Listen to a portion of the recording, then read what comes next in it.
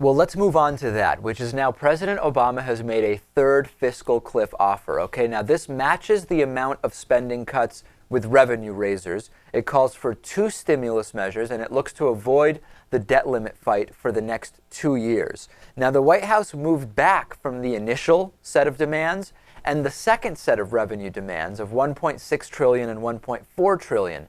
Now we're looking at raising $1.2 trillion in revenue. The president is also not insisting that the taxes increase on families with incomes above $250,000. He is saying, let's permanently extend the Bush tax cuts for everybody below $400,000. So that difference there, $250,000 to $400,000, is not insignificant. Remember, the top 1% cutoff happens somewhere around $330,000, $340,000 of income per year. So what do you think of this, guys? I mean, do you think that this is the president caving? Do you take a broader approach, which is that no matter what the numbers are here, we've got a broken system that these types of back and forth arguments every couple of years just aren't going to fix anyway? What's your thought?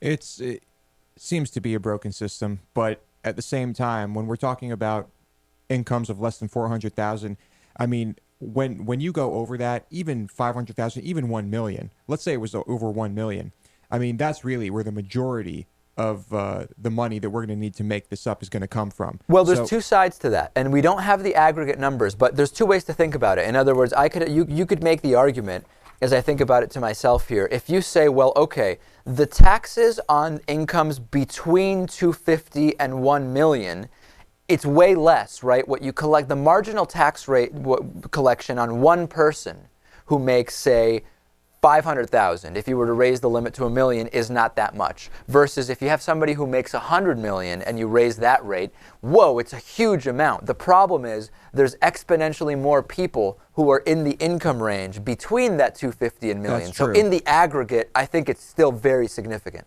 It's pretty significant, but there are people who are making, lots of people making between $2 to, $50 million a year. Sure. That's pretty substantial. And like we talked about before, there are certainly plenty of people who could have large families living in big inner cities who don't have lots of extra money to spend, even though they're making $200,000 a year combined income, $300,000 a year combined, So I don't know. It's so tricky, so what do you think about the raise to 400? I'm okay with it. Natan? If that's what it takes to get this done, I'm okay with it. I actually agree with you. Yeah, Natan? Well, I'm okay with it only in the sense that it gives Obama a political victory because he was able to raise tax rates on the wealthiest people, and that's fine. Whether it's over $250,000 or $400,000 or $1 million doesn't really matter for the political victory.